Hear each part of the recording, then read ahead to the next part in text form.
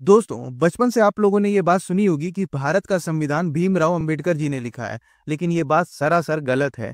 भारत का संविधान लिखने का काम प्रेम बिहारी रैजादा जी ने किया है। वहीं उस पर सजावट करने का काम शांति निकेतन किया है। ये बात मैं नहीं बोल रहा हूँ, आप खुद स्वरा भास्कर जी के मुंह से ये बात सुन लीजिए।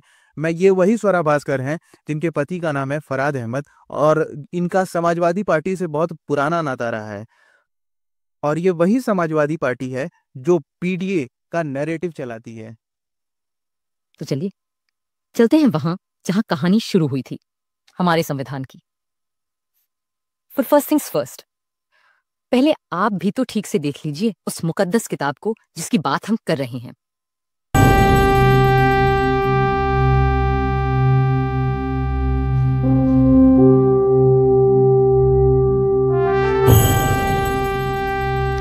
शांति निकेतन के प्रसिद्ध चित्रकार श्री नंदलाल बोस की रहनुमाई में कई कलाकारों ने भारत के इतिहास, पुराण और लोक कथाओं की छवियों से इस ग्रंथ को सजाया था, और प्रेम बिहारी नारायण रायजादा जैसे खुशखत कातिबों ने इसे अपनी कलम से निखारा था।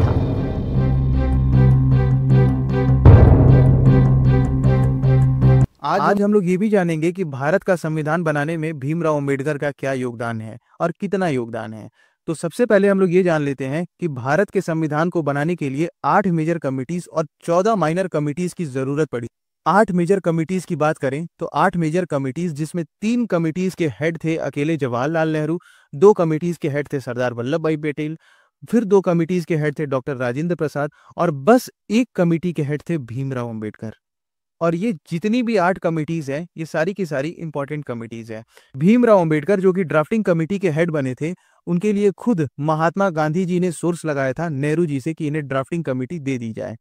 ये वही महात्मा गांधी हैं जिनको लेकर के दलित या फिर और भी तमाम ऐसे वर्ग हैं जो आए दिन गाली गलौज करते रहते हैं और गाली देते हैं। वो तो भीमराव अंबेडकर जी का ऐसा दौर था कि उन्होंने महात्मा गांधी के बारे में ऐसी बातें बोल दी, नहीं तो 2015 में जो सुप्रीम कोर्ट का जजमेंट आया है उसके हिसाब से वो ऐसी बातें कभी सोच भी नहीं सकते आज के दौर में।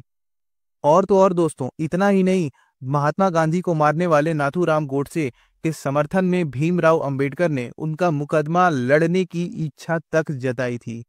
ये वही नाथूराम गोडसे हैं जिनकी बस जाति को लेकर के हमारे देश में एक ऐसा वर्ग है जो बस नफरत फैलाने का काम करता है। तो दोस्तों, वापस आते हैं अपनी ड्राफ्टिंग कमेटी के ऊपर। और ड्राफ्टिंग कमेटी की बात करें तो ड्राफ्टिंग कमेटीज के अंदर 7 मेंबर्स थे और इन सब ने मिल करके ड्राफ्टिंग कमेटी का काम पूरा किया। बड़ी बात यहाँ पर यह जानने की है कि भारत के संविधान में सबसे बड़ा योगदान किसका है। तो सबसे बड़ा योगदान मैं आपको बता दूं कि BN राव जी का है। इस चीज को लेकर के जवाहरलाल नेहरू जी ने भी बोला था। खुद भीमराव अंबेडकर भी इस बात को जानते थे कि अगर BN राव साहब नहीं होंगे तो भारत का संविधान बना पाना तय समय के अंदर इम्पॉसिबल सा काम है। तो भाई, अंबेडकर और संविधान के बारे में जब बात हो ही रही है तो फिर मैं ये भी आपको जानकारी में दे दूं कि 2 सितंबर 1953 को भीमराव अंबेडकर ने सबके सामने पार्लियामेंट में, मतलब राज्यसभा में खड़े होकर के इस बात को कहा था कि I will be the first person to burn the Indian constitution. मतलब भारत के संविधान को जलाने वाले ये भारत के पहले नागरिक होंगे।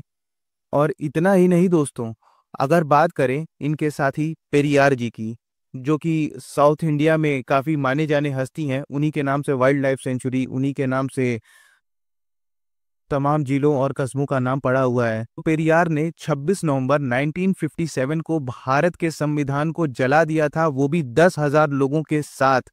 अंबेडकर मुंह से कहे थे जलाने के लिए, और पेरियार ने तो भारत के संविधान को जला भी दिया था, बस अपने एक निजी स्वार्थ के लिए अलग स्टेट की मांग कर रहे थे, इसलिए भारत के संविधान को जला दिया गया था। अब जरा सोच करके देखिए कि आज के दौर में हम और आप में से कोई इस तरह की चीजों को सोच भी लेता है तो कितना बड़ा उसके ऊपर आरोप लगेगा, देशद्रोह का आरोप लगेगा, और शायद उसे फांसी तक की भी सजा हो सकती है। लेकिन इन लोगों के ऊपर कुछ नहीं हुआ, बदले में इन्हें सम्मान मिला। और अंबेडकर की बात करें तो उन्हें तो भारत रत्न तक मिला थी। और अंबेडकर के जीवन परिचय के बारे में किसी और वीडियो में हम लोग बात करेंगे। और अंबेडकर कितने मार्क्स पाए थे अपने ग्रेजुएशन में, अपने पोस्ट ग्रेजुएशन में, कितनी डिग्रियां हैं। सबसे पहले तो मैं आपको क्लियर कर दूं कि जो 35 डिग्री की बात कही जा रही है वो सारी की सारी फेक है, और 35 डिग्री नहीं है। RTI डाल करके आप देख लीजिएगा कि कितनी डिग्रियां वाकई में उनके पास थी। 35 डिग्री इम्पॉसिबल सी बात है, और ये बेवकूफ़ी भरी बात है। यहाँ तक कि IAS के कोचिंग इंस्टीट्यूट के जो टीचर भी करते हैं वो बेवकूफ़ी भरी बात करते हैं और कुछ नहीं करते हैं। क्या यह संभव है कि 16 वर्ष में कोई व्यक्ति 32 डिग्री हासिल कर सकता है? हमने आरटीआई लगाया। आरटीआई में केवल और केवल उनकी एल्फिंस्टन कॉलेज से जो बीए की डिग्री है वहीं तक प्राप्त हुई, और उसके बाद मैं मान लेता हूं कि बीए तक पढ़े होंगे, पढ़ने में सामान्य दर्जे के थे। उनकी डिग्रियों में जैसे हाई स्कूल में 37% नंबर है उनका, कई जगह ऐसे नंबर हैं जो उनके बहुत ही न्यूनतम है।